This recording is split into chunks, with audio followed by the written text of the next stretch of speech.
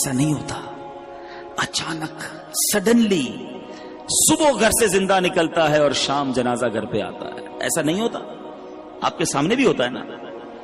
اب بتاؤ جو صبح سے شام ایک ہی ذہن لے کر بیٹھا ہے, دنیا دنیا مال, اس کی آخرت کب بہتر کرے گا وہ؟ تو پلیز سمجھیے اس بات کو. دنیا میں رہ کر ہی مجھے اور آپ کو اپنی آخرت بنانی ہے. دیر از نو ایکسٹرا ٹائم.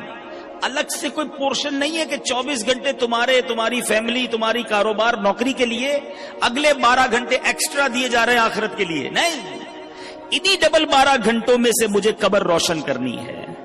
اسی وقت میں مجھے اپنی آخرت کے لیے بھی خزانہ جمع کرنا ہے. جس بندے کو اوور ٹائم کی فکر ہے, اس کو آخرت میں زیادہ اعمال لے جانے کی فکر کیوں نہیں ہے؟ سمجھو میری بات کو.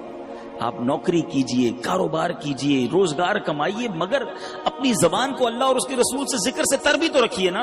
کہیے سبحان اللہ, الحمدللہ, اللہ اکبر. کتنی دیر لگی مجھے بتاؤ؟ 30 سیکنڈ نہیں لگے آپ کو ان تینوں جملوں کے کہنے میں.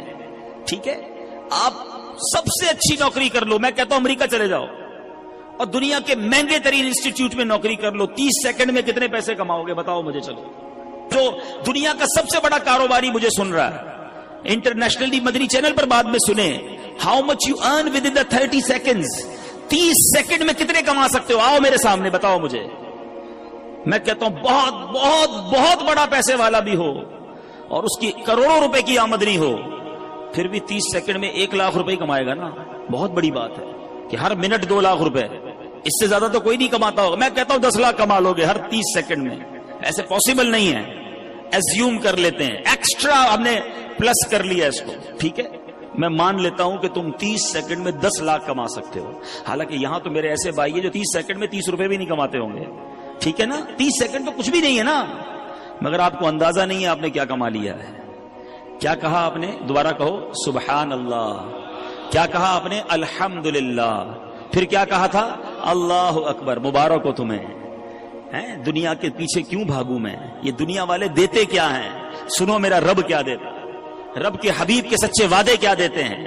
اللہ کے حبیب فرماتے ہیں صلی اللہ تعالی علیہ وسلم, جس کا مضمون ہے جو ایک بار سبحان اللہ کہے اس کے لیے جنت میں درخت لگا دیا جاتا. جو ایک بار الحمدللہ کہے جنت میں درخت لگا دیا جاتا. ایک بار اللہ اکبر کہے جنت میں درخت لگ جاتا ہے. چلیں واپس آتا ہوں اسی فارمولے پر. جس نے 10 لاکھ روپے کمائے 30 سیکنڈ میں, ہے کوئی جو 10 لاکھ روپے میں مجھے جنت کا ایک درخت دلا دے؟ پتا دلا دے, درخت تو چھوڑو. تمہارے کروڑوں روپے جمع ہو جائیں تو جنت میں داخل بھی نہیں ہو سکتے, مگر اللہ کے نبی کے سچے وعدے ہیں. میں مسلمان ہوں نا, مجھے اپنے نبی کے ہر بات پر یقین ہونا چاہیے. اللہ کے حبیب نے فرمایا ہے ایک بار سبحان اللہ کہو جنت میں درخت لگ جاتا ہے. آپ سوچو یار کتنا آسان ہے نیکیاں کمانا. تو کریے نا کام, کریے نوکری, لیکن زبان تو سبحان اللہ کہتی رہے نا, زبان تو الحمدللہ کہتی رہے, درود پڑھتی رہے. کیوں میں وقت ضائع کروں؟ ہماری زبان غیبتیں کر رہی ہے, ہماری زبان گالیاں دے رہی ہے, ہماری زبان جھوٹ بول رہی ہے, ہماری زبان مسلمانوں کا دل توڑ رہی ہے. آپ سوچو نا یہ زبان کتنی بڑی نعمت ہے. ارے اس زبان سے بندہ روزانہ لاکھوں کروڑوں نیکیاں کما سکتا ہے, مگر کتنا بد نصیب ہے وہ مسلمان جو اسی زبان سے نیکیاں تو درکنار سارا دن گناہ کما رہا, گالیاں دے کر, جھوٹ بول کر, گندی باتیں کر کے, بے پردہ بے حیا لڑکیوں سے دوستیاں لگا کر, ساری رات فون پہ بات کر کے کیا کر رہے ہو آپ؟ سوچو اللہ کو کیا جواب دو گے؟ مرنا ہم سب نے. میں بات جو کر رہا ہوں اللہ کرے میری بات آپ سمجھے کہ ہمارے پاس ایکسٹرا ٹائم نہیں ہوگا, مگر ہماری پلاننگ ہی عجیب ہے, ہمارا جینے کا انداز ہی عجیب ہے. ہمیں لگتا ہے مرنا ہی نہیں ہے. ہماری زندگی میں سارا شیڈول ہے کہ اتنے سال بعد شادی کروں گا, شادی ہو گئی تو بچے ہوں گے, بچوں کو پھر فلاں اسکول میں پڑھاؤں گا, اس کے بعد بچوں کی شادیاں کروں گا, ایک گھر ہے تو بڑا گھر لوں گا, ایک فیکٹری ہے تو اور فیکٹری لگاؤں گا. یہی پلاننگ.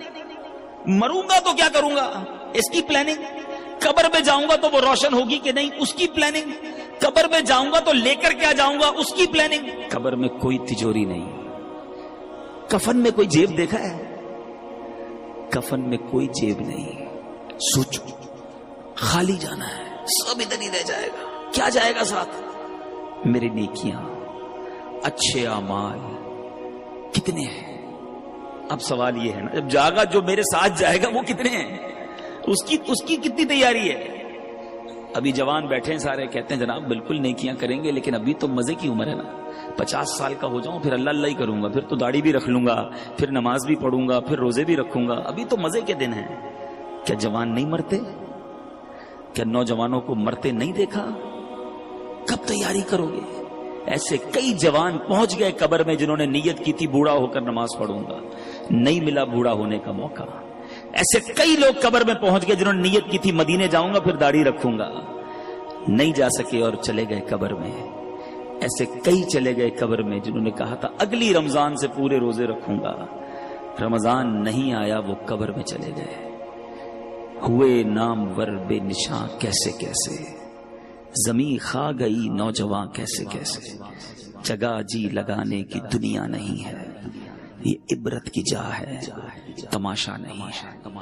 اللہ کی رحمت سے میں آپ کو جو بات سمجھانا چاہ رہا ہوں نا، میں یہ نہیں کہتا زندگی کو جب آپ ساری زندگی چھوڑ دو، آپ کاروبار کیجئے حلال کیجئے، نوکری کیجئے حلال کیجئے، اپنی فیملی کے ساتھ وقت گزاریے، بالکل گزاریے، اپنے بچوں کے ساتھ خوش رہیے، خوش رہیے۔